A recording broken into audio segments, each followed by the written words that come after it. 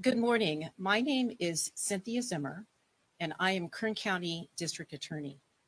Standing here with me today is Kern County Sheriff Donnie Youngblood, Bakersfield Police Chief Greg Terry, Special Agent in Charge from Homeland Security, Michael Chappas, Ernie Lamone, Special Agent in Charge from California DOJ, Bill Dickinson from the Kern County Probation Department, Chief, Jacob Cinco, Resident in Charge from U.S. Secret Service, and Brian Nardella, Supervisory Special Agent from the FBI. We are pleased to announce that a significant law enforcement undercover operation was conducted last week in Bakersfield, targeting offenders engaged in child exploitation and human trafficking. Between August 9th and August 12th of 2023, 23 offenders were identified and arrested by local, state, and federal partners who were working in a covert capacity. The object of this operation was for law enforcement officers to engage in chat over the internet with predators who were desirous of meeting children in person for an act of lewd conduct with them. And also the purpose was to engage in chat with victims who were being trafficked by those in the human trafficking arena. So those victims were being sold for sex by their traffickers. There were numerous arrests. The 21 of the 23 arrests are depicted on this board to my left.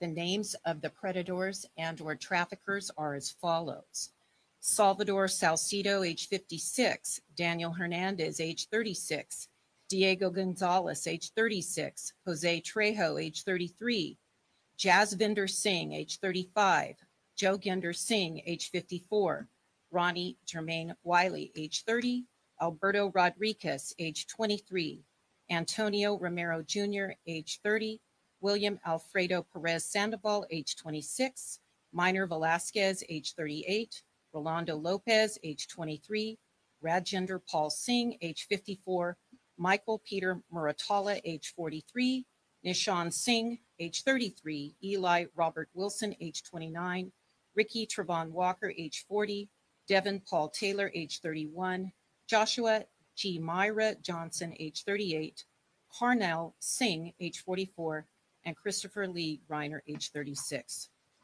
The majority of those persons are from Kern County. They were arrested and booked on a number of charges, including human trafficking, pimping, pandering, sending harmful material to seduce a minor, arranging a meeting with a minor for a lewd purpose, contact with a minor with intent to commit sexual assault, abduction to live in an illicit relationship, and possession of child pornography.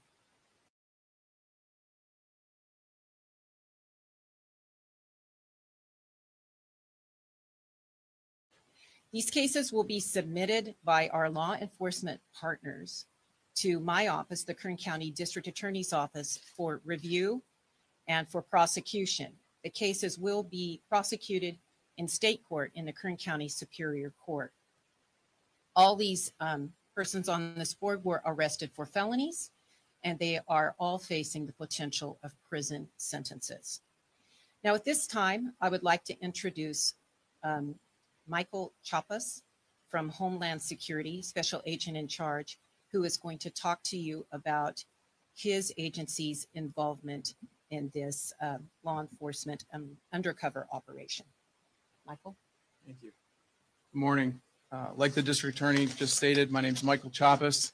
I'm the Assistant Special Agent in Charge of Homeland Security Investigations, also known as HSI, right here in the Central Valley of California.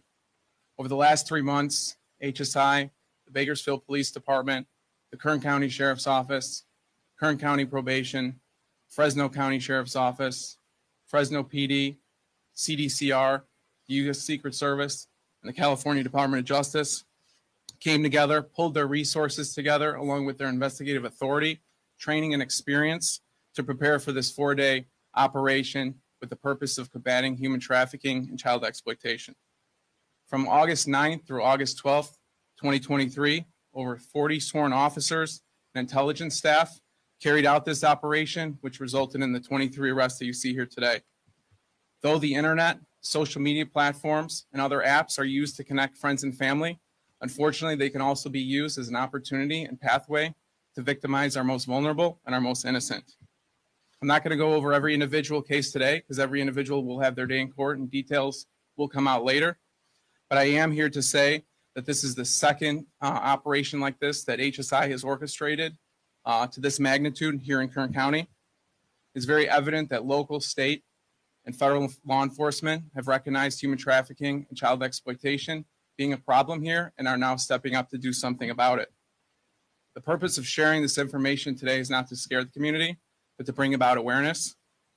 HSI Bakersfield, along with its state and local partners, will continue to improve public safety and hold those accountable. Lastly, I just wanted to say it was a pleasure working alongside the agents and officers involved, as well observing their commitment and their passion. Thank you, and I want to introduce the Kern County Sheriff, Donnie Youngblood. Thank you. Thank you, sir. We're here for a couple of reasons, not just to give you information on arrests that we made. These are ongoing. To the suspects out there, the predators out there, this isn't the end. This is the beginning. We will continue to do this. You will continue to go to jail and to prison. We're not going to stop. Our other message, and probably the most important message of all, is to the parents.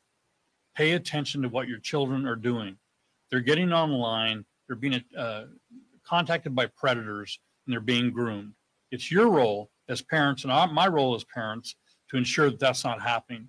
There are mechanisms that you can use to block your child, but most importantly, go in there at night or in the day and ask them what they're doing. Ask them who they're contacting. Talk to your children so that we don't have to do this over and over and over again. I'd like to introduce Chief of Police Greg Terry. Good morning. Thank you, Sheriff. Thank you for being here, and thank you for covering this important story. I certainly appreciate the partnership of all the law enforcement agencies represented here, but I'll also want to thank the men and women of our different agencies who conducted this operation over the last week with such professionalism and diligence, and I want to thank them for their work. What you don't see here, though, is happening here local is we have some tremendous community partners. Human trafficking is a real thing in our community, and it's not something that law enforcement can deal with alone. So we have wonderful community-based organizations and service providers here in Kern County that are working to rescue and support victims as we come across them during our operations, and I want to thank them for their work. The nature of this type of activity is unseen, and human trafficking is a term we're all familiar with, but it is largely out of the public view, so we must remain vigilant in the way, because of the way it is perpetrated. And so as law enforcement agencies, as much as the sheriff has just said, we are committed and will continue these type of operations to hold those that commit or seek to commit these types of crimes accountable. Thank you.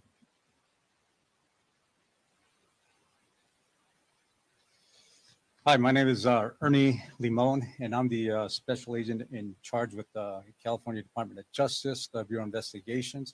And I oversee 3 human trafficking and sexual predator apprehension teams throughout the state. Northern California, Central California, we have one in San Diego.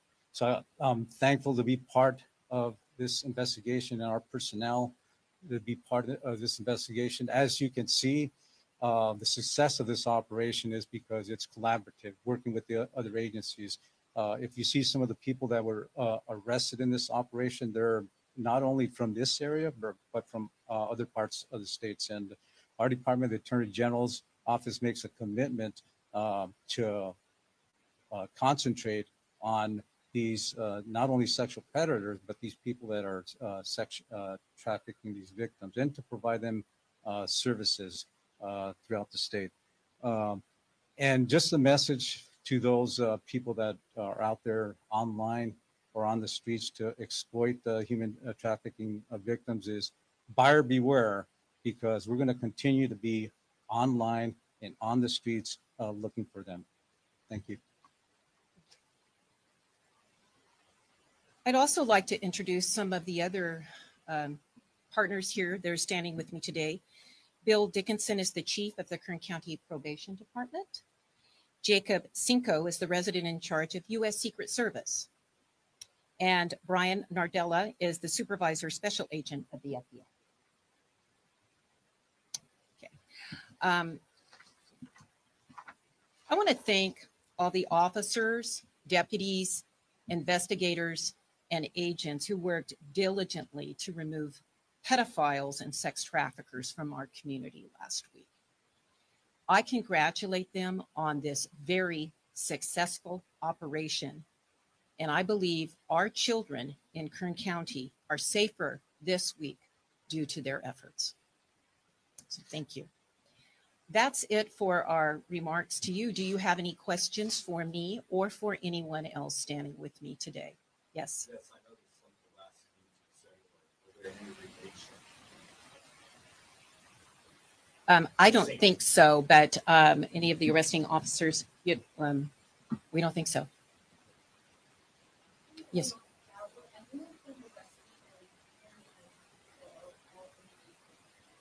There was one that I know of that there were 3 people in a car, and 2 of the people, I told you that we had 23 arrests. We have 21 on that board. 2 of them were victims.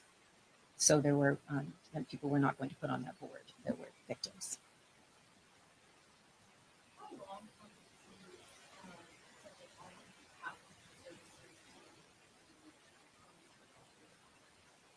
How long has law enforcement covertly gone online and done these types of operations in which they talk to predators?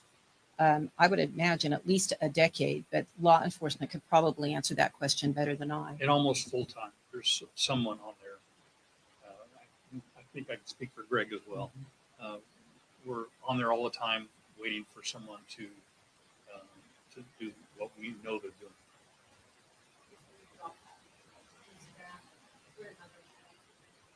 Yes. What's unfortunate is it's not that hard. It's very prevalent. It doesn't take long when you start one of these chats, to have many people chatting with many people at the same time. We're very happy about these 23 arrests, but we're also disappointed that this is still going on in this community. It is so prevalent, not only here, but everywhere. You know, for parents that think their child's talking to a 14 or 15-year-old, the child may think they're talking to another 14 or 15-year-old, and they very well may not be. So if they don't know the person they're talking to, beware.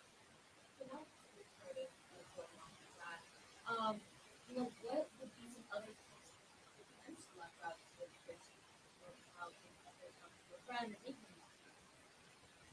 anything? Talk to your kids. They will talk to you if you talk to them, and you can get hints from them if you just listen to what they have to say. But be involved in their activities, not just on the internet, but all activities, of course. But I think being involved, you'll learn a lot about your child. You know, children used to be safe at home with their parents in their bedroom when the front door is locked. Because of the computer, the internet, and these social media programs, children are no longer safe at home. So I would say, as a parent, take a look at their computer, their phone, see what they're doing. Especially the junior high age child that seems to be the most vulnerable. And statistics show those that fall into human trafficking, that are victimized, the average age is 11 to 14 years old. So, there was a time when our high school students were the most vulnerable, and they certainly still are. But it's these kids in middle school and junior high that are really, I think, the most vulnerable.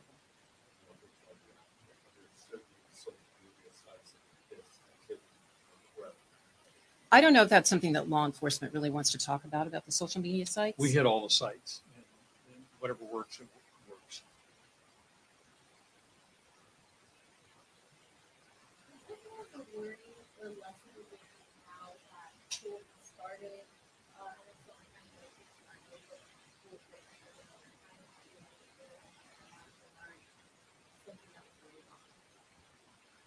Well, I think with school starting, kids, depending on what their parents do with them in the summer, are certainly more engaged while they're in school and busy.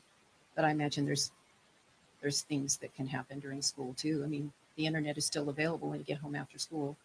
I don't know if law enforcement feels that the children are at greater risk during the summertime versus the school or year, or the opposite or the same. We know during the pandemic, there was a lot of activity. The most important thing for parents to know is their child. When you see a change in behavior, a radical change in behavior, there's a reason for that. It's our job to find out, not ours as law enforcement, but as parents, find out what's causing that change. It may be just something at school, it may be something more serious, more radical than that. Sometimes when children are in school, it gives an additional ability for someone to spot that there's something odd going on with the child, like their teachers. And we are doing more and more training of teachers, principals, nurses, different people in the community to see that an 11-year-old should not have a $500 purse, which is very often an indicator that something's going on at home or somewhere that isn't right. So that is another ability of someone to take a look at a child and see a change, especially during a school year, for a teacher that's in tune with their students.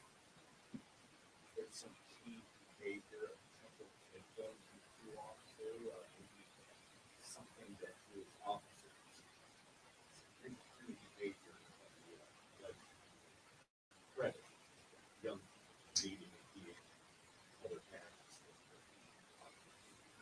We wouldn't talk about tactics or what we learned from the bad guys on the internet, but you know your child better than anybody else, and your teacher knows your children better than anybody else.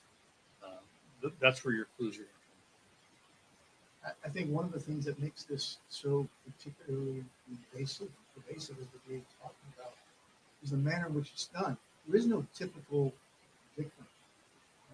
When you look at who the victims are and who law enforcement contacts, often it is among the most vulnerable children that we're talking about.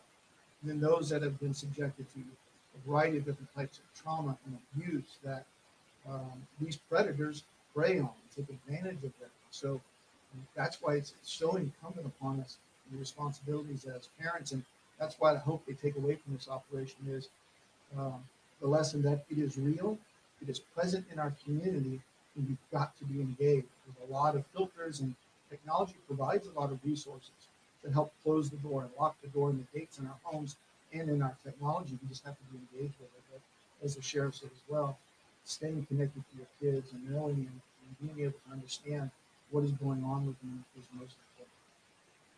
One more question, and go ahead.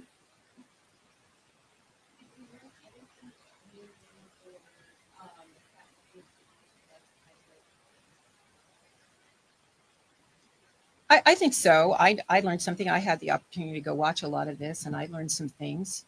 And I think the officers did too, but I don't really think that what I learned is something that I think we should be sharing with the public, because we're going to continue to do better.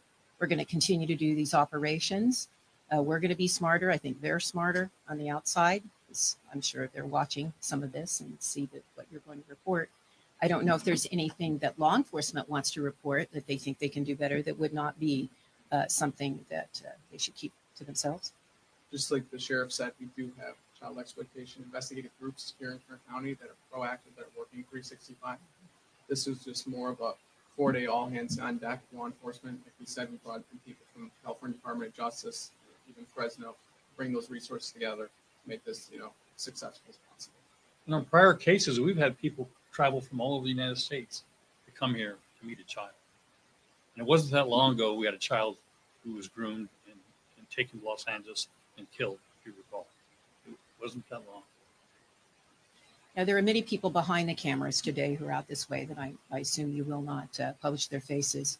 But to you, I want to tell you how proud I am of how professional you are, all of you that worked on this. I'm very proud. It was really neat to watch how dedicated these law enforcement officers are to trying to prevent a child from being exploited. It was amazing. And so I want to thank them for what they do. That is not easy work. It's very difficult. So with that, I wanted to tell you that we have a press statement for you, a press release for you to take on the way out. So I know I read the names of people quickly. One of the reasons we put the age on there is because sometimes this is a common name. So we wanted to make sure that somebody with the same name doesn't think that they got caught up in this. So that's why we put the name and the age. And we will have all those listed for you, as well as the charges and all of the law enforcement partners that came together to make this a success. So thank you for coming.